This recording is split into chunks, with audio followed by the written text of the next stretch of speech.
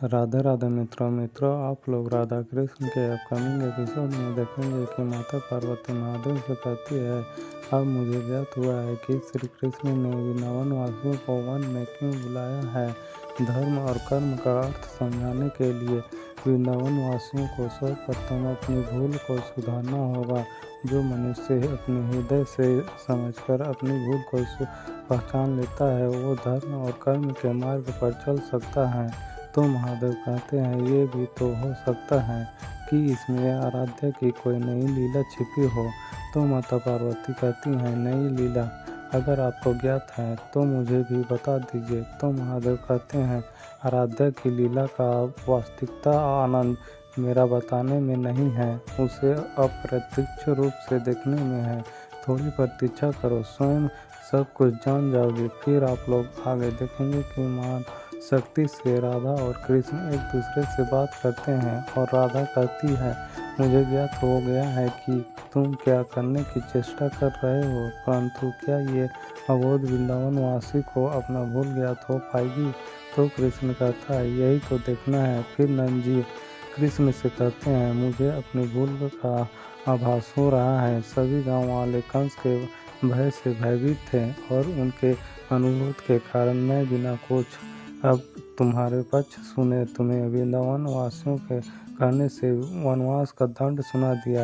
यही हमारी भूल थी। तो कृष्ण कहता है, ये उस प्रश्न का उत्तर नहीं है। फिर विद्वान जी कहते हैं, तो क्या हमने बैल को असुर मान लिया, ये हमारी भूल थी। तो कृष्ण कहता है, क्षमा कीजिए, किंतु ये भी आपकी भूल नहीं थी। थोड़ी और सोचिए, मुझे पूर्ण विश्वास है कि यहाँ में से कोई न कोई उत्तर अवश्य देगा। तभी ललिता सखियों से कहती है, हमें और गहरे से सोचना होगा।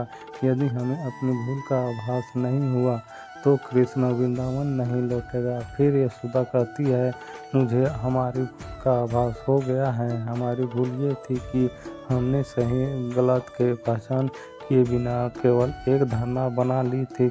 हमें गौ वंश का सम्मान करने वाले गौलोक के वंशज हैं।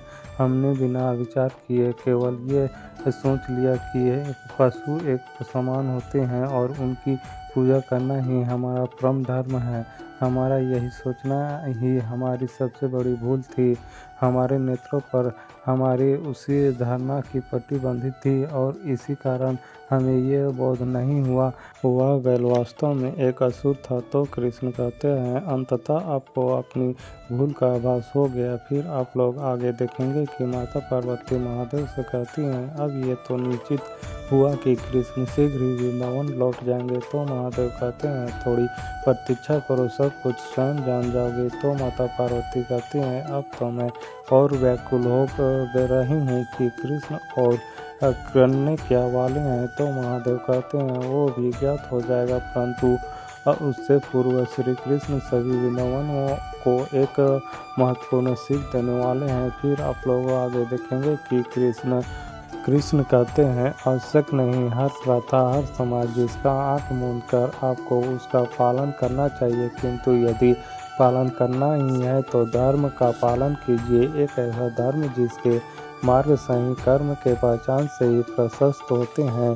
किसी भी मनुष्य का जब भी आप आकलन करते हैं तो आकलन करना मात्र उसके कर्मों पर कि कर्म ही आधार होनी चाहिए, जाति नहीं। यदि जाति के आधार पर आप मनुष्य का आकलन करने लगे, उसके पहचान समझने लगे, तो ये समस्त संसार, ये समस्त समाज विनाश की ओर अग्रसर हो जाएगा।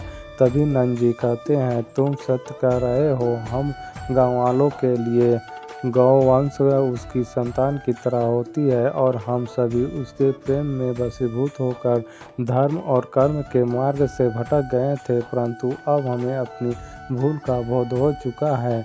अब तो हमारे साथ घर चलो। तो कृष्ण कहता है, अवश्य चलूँगा, मैं वृंदावन निश्चित रूप से आना चाहता हूँ। बस मेरा एक विनती है और वो ये है कि सीख मात्र सुनने से कोई लाभ नहीं होता। इस सीख को हमें मन में हृदय में उतार कर होना होगा और इसलिए मेरा निवेदन है कि आज रात्रि हम यहीं व्यतीत करें, फिर प्रातःकाल उठकर वृंदावन एक साथ चलेंगे।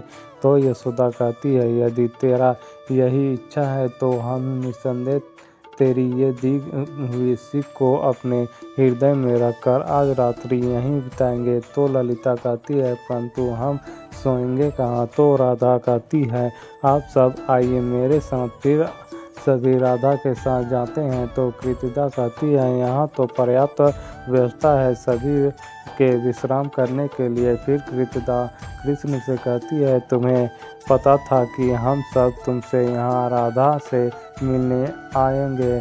तो कृष्ण कहता है, मुझे पता था कि तुम सब मुझसे कितना प्रेम करते हो। मैं जानता हूँ कि आप सब मुझे ऐसे अकेले वन में छोड़ सकते हो नहीं, इसलिए मैं आप सबकी सारी व्यवस्था पहले ही कर दी थी। मेरा तात्पर्य यह है कि राधा ने मेरी बहुत सारी सहायता की, उसी के कारण यह सब संभव हो पाया है। हम दोनों ने मिलकर आप सबके लिए ये सब सच किए हैं। तो राधा सबसे कहती है, अब विश्राम कीजिए, भोर हमें वृंदावन के लिए प्रस्थान भी तो करना है। फिर सभी विश्राम करने चले जाते हैं और कृष्ण भी जाने लगता है।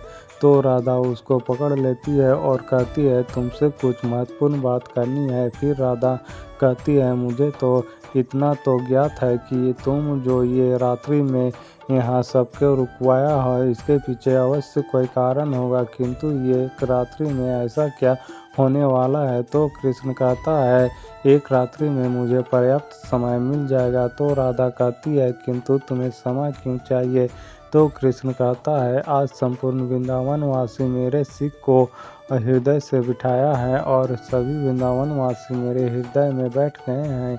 ये सभी लोग के लिए केवल वृंदावन ही वासी नहीं, मेरे हृदय के वासी हैं। अब जब हम वृंदावन लौटेंगे राधा, तो वो वृंदावन नहीं होगा जो पहले था। अब वो भी एक स्थान होगा जो अत्यंत विशेष होगा, एक ऐसा वृंदावन जो कृष्ण का हृदय होगा। तो राधा कहती है, फिर तो इस नए वृंदावन को देखने के लिए मैं बहुत आतुर हूँ, मेरी जो कृष्ण का हृदय होगा। फिर आप लोग आगे देखेंगे कि माता पार्वती महादेव से कहते हैं, एक नया वृंदावन जो स्वयं कृष्ण का हृदय होगा, इसका क्या अभिप्राय है? तो महादेव कहते हैं, श्री कृष्ण का ये नया वृंदावन अब वैकुंठ के समान ही निर्मल होगा। आराध्या की इस घोषणा से संपूर्ण मानव जाति के लिए एक महत्वपूर्ण सीख छिपी हुई है, परंतु उसे प्रत्यक्ष रूप से देखने के लिए हमें भोर तक प्रतीक्षा करनी होगी। तो मित्रों, इस वीडियो में इतना ही। मित्रों, आप लोगों को आगे और भी बहुत कुछ देखने को मिलेगा। तो मित्रों, जल्द मिलता हूँ और एक नए वीडियो के साथ। तब तक के लिए राधे राधे।